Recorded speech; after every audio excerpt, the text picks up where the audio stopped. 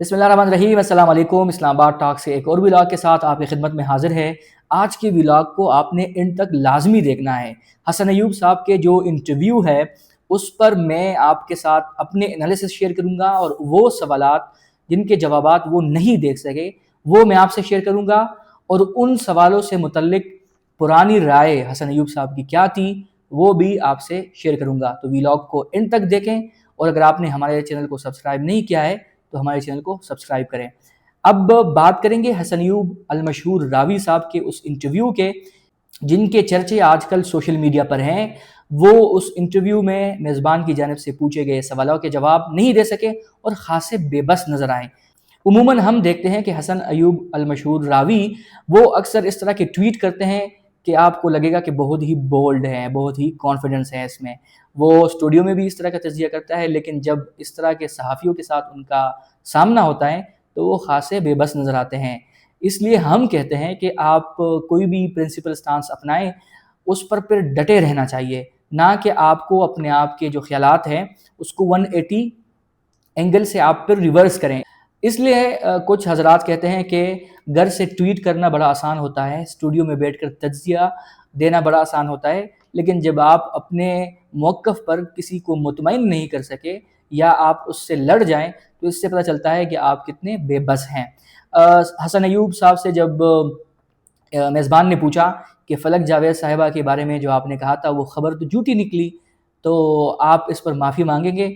इसने आएँ बाएँ शाएँ की और माफ़ी या माज़रत करने से अपने आप को बालातर रखा, और ये इसकी प्रिंसिपल स्टांस नहीं है। हसन अयूब ने एक दफ़ा, मुझे याद है 2022 में जब इंतखाबात थे, इन्होंने कहा था कि पंजाब में नून लीग स्वीप कर लेगी और सबसे ज़्यादा नशिस्तें जो है वो पंजाब से नून लीग जीतेगी।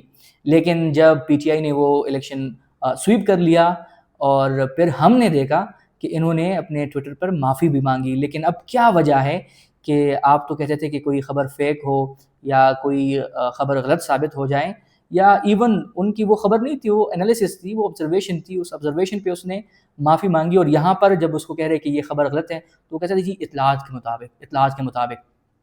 इसके अलावा उन्होंने बात की कि नून लीग से आपने करोड़ों रुपए क्यों मांगे। तो एक उसका जो बैकग्राउंड है वो कुछ यूँ है कि एक प्रोग्राम में हसन अयूब साहब जो थे वो बड़े जज्बाती आए। उसने कहा था कि पीटीआई वाले अगर सोशल मीडिया पर तेज़ हैं, उनकी प्रोपेगेंडा और लॉबिंग बहुत स्ट्रॉन्ग है, तो इसका सिंपल हल ये है कि आप मुझे 5-6 करोड़ रुपए दें महीने का, और मैं आपको सोशल मीडिया बना के देता हूँ, और फिर उनके प्रोपेगेंडे का और उनके लॉबिंग का तोड़ मेरे पास है। इसका मतलब ये था कि वो उनसे गुजारिश कर रहे हैं कि आप अपनी सोशल मीडिया मुझे हवाले कर रहे हैं, इतना फ़ंड दे दें मुझे, और फिर जिस तरह पीटीआई वाले प्रोपेगेंडा करते हैं उससे कई गुना ज़्यादा प्रोपेगेंडा मैं करके दिखाऊंगा और मैं आपको डिफेंड करूंगा। इस पर उनसे सवाल हुआ तो उसने भी वही आएँ बाएँ शाएँ, लेकिन उसने मेज़बान ने जब उससे पूछा कि क्या सहाफ़ी इस तरह का पेशकश किसी को कर सकता है, तो फिर एक और सवाल पर मुझे ये ख्याल हुआ कि सहाफ़ी तो अपने लिए टिकट भी मांग सकता है किसी सियासी पार्टी से, और अगर वो पार्टी उसको टिकट ना दे तो ये उनसे लड़ पड़ता है। इस तरह नहीं कि हाथापाई कर ले, उसके मुखालिफ बन जाता है, उस पर पर्सनल अटैक कर लेता है। आज भी उसके ट्विटर का अगर आप जायज़ा ले लें तो वो साबिक़ वज़ीर-ए-आज़म इमरान खान के बारे में जो कलिमात और जो ट्वीट्स करते हैं वो सबके सामने हैं, वो रिकॉर्ड का हिस्सा है, और जिस तरह की ज़ुबान उसके लिए इस्तेमाल की जाती है वो सबके सामने है। फिर वो कहते हैं बेडरूम में कैमरे लगाकर अगर आपकी निगरानी हो रही हो तो इसमें कोई दो राय नहीं होनी चाहिए। ये पूरी दुनिया में होता है, लेकिन पूरी दुनिया में इस तरह नहीं है कि आप बेडरूम में कैमरे लगाएं, उसकी जो प्राइवेट लाइफ है उसको रिकॉर्ड करें और फिर उससे आप ब्लैकमेल करें उनको। लेकिन क्या वजह बनी, इस तरह क्या मजबूरी है कि अल मशहूर रावी साहब जो है वो इस चीज़ को डिफेंड कर रहे हैं। कोई भी ज़ी शूर शख्स इस इक़दाम को, इस अमल को कंडेम करेगा, इसकी तरफदारी नहीं करेगा, जिस तरह इन्होंने अपने इंटरव्यू में इसकी कह ले के एक स्ट्रॉन्ग एविडेंस पेश करने की कोशिश की, लेकिन नाकाम रहे। इसके अलावा जो बहुत ही ज़्यादा इंटरेस्टिंग चीज़ें थी वो थी कि आप सहाफ़ी हैं, आप सियासतदान हैं, या आप किसी की तर्जुमानी करते हैं। तो मुझे ये एक ख्याल आया कि मैं इस पर अपने एनालिसिस करूं कि सहाफ़ी का क्या काम होता है, सियासतदान का क्या काम होता है, और जब वो तर्जुमान बन जाएं तो फिर क्या काम है। جس طرح ہم بھی رپورٹنگ کرتے ہیں تو ہمارا کام یہ ہے کہ جو ہیپننگز ہیں کرنٹ افیئرس کے حوالے سے یا کوئی اس طرح کی ایک انکشاف ہو جائے کہ جو پاسٹ ایونٹ سے ریلیونٹ ہو لیکن وہ کسی کے علم میں نہ ہو، تو وہ اگر آپ رپورٹ کریں اس میں اپنی رائے شامل نہ کریں، جس طرح کا ایونٹ ہوا اسی طرح ہی آپ ان کو اپنے ناظرین کے سامنے پریزنٹ کریں۔ یہ صحافت ہے۔ اس میں آج کل جو لوگ ڈیجیٹل میڈیا پہ کام کر رہے ہیں وہ بھی اپنے آپ کو ڈیجیٹل میڈیا جرنلسٹ کہہ سکتے ہیں، جو لوگ ویڈیوگرافی کرتے ہیں وہ اپنے آپ کو ویڈیو جرنلسٹ کہتے ہیں، اور جو لوگ صرف تصویریں بناتے ہیں اور وہ پرنٹ میڈیا میں، جس طرح آپ اخبارات میں دیکھتے ہیں کہ فوٹوز لگے ہوتے ہیں تو اس کو فوٹو جرنلسٹ کہتے ہیں، پھر رپورٹرز اور پھر وہ دوسری چیزیں آ جاتی ہیں، اس میں ہم بات نہیں کرتے ہیں۔ تو یہ صحافی کا کام ہوتا ہے۔ صحافی کبھی بھی کسی خبر پر اپنی رائے شامل کر کے کبھی نہیں دے گا۔ جس طرح یہ خبر آئی فلک جاوید صاحبہ کی اور وہ خبر جھوٹی نکلی، اس میں ان لوگوں کی اپنی رائے بھی شامل تھی، کیونکہ نون لیگ کا جو سوشل میڈیا تھا وہ بالکل ہی ایک الگ سمت سے اس پہ رپورٹ کر رہا تھا، اس پہ پوسٹیں لگا رہا تھا، اس پہ ویڈیوز، اور کچھ لوگ تو اے آئی کی مدد سے تصاویریں اور ویڈیوز بھی شیئر کر رہے تھے، جو فلک صاحبہ کو سلمان اکرم راجہ کے ساتھ دکھاتے ہوئے اور ناچتے ہوئے، پتہ نہیں کیا کیا۔ تو یہ صحافیوں کا کام نہیں ہے۔ پھر سیاستدان کی بات کرتے ہیں۔ سیاستدان کیا ہے؟ اگر آپ اس کی ڈیفینیشن پڑھیں تو سیاستدان وہی ہوتا ہے کہ جو عوام کے ووٹوں سے منتخب ہو کر پارلیمان میں آتا ہے اور پھر عوام کی فلاح کے لیے وہ فیصلے کرتا ہے۔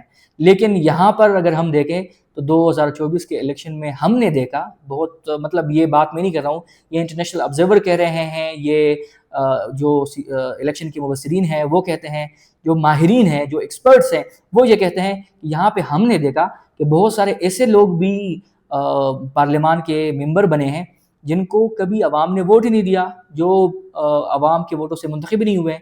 ان کے لیے ایک مشہور جملہ یوز ہوتا ہے فارم 47، اور یہ باتیں کبھی کبھی آپ کو پیپلز پارٹی والے بھی سنتے ہوئے دکھائی دیں گے جب ان کا پارلیمان میں اسپیچ کر رہے ہوتے ہیں نیشنل اسمبلی اور سینٹ میں، اور جب یا ٹی وی ٹاک شوز میں، تو وہ اس طرح کے القابات دیتے ہیں کہ ہم فارم 45 والے ہیں، اور جو ہمارے مخالف ہیں اس کا مطلب جو اشارہ ہوتا ہے وہ نون لیگ کی طرف کہ یہ فارم 47 والے ہیں۔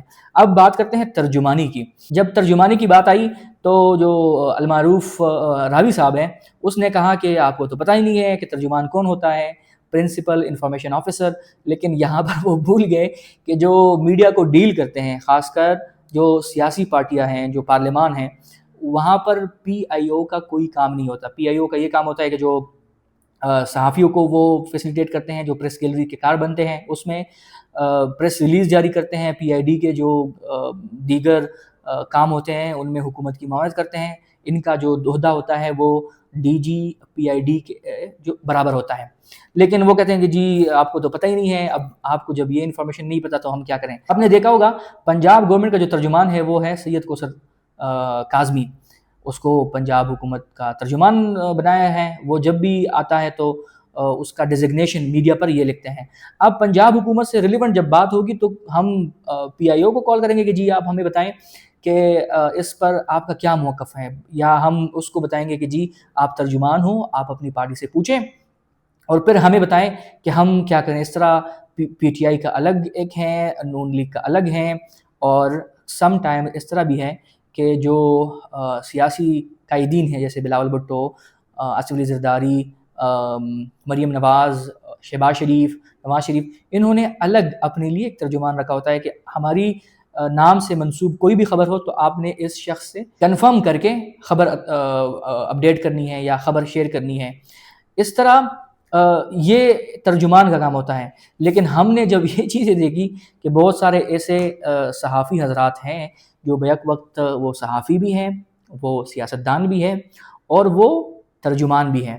المعروف ہمارے فہد حسین صاحب، وہ بھی ایک اچھے ایڈیٹر تھے، ایک اچھے جرنلسٹ ہیں۔ انہوں نے پھر ایک عہدہ قبول کر لیا اور پھر اس نے اعلان کیا کہ میں اس عہدے کے بعد دوبارہ صحافت پر نہیں آؤں گا، اب میرے لیے جو سیاست ہے وہ سب کچھ ہے، اب میں دوبارہ واپس نہیں آؤں گا۔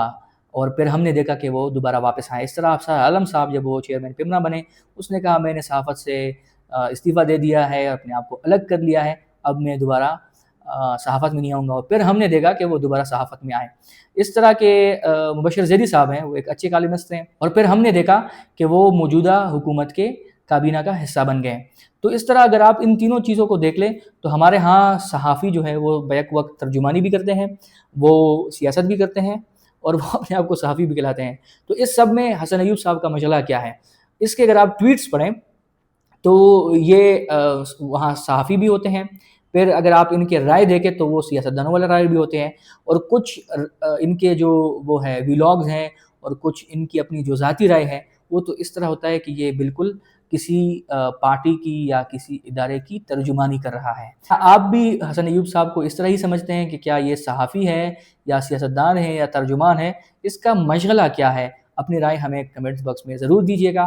ملتے ہیں نیکسٹ ولاگ میں، تب تک کے لیے اللہ حافظ۔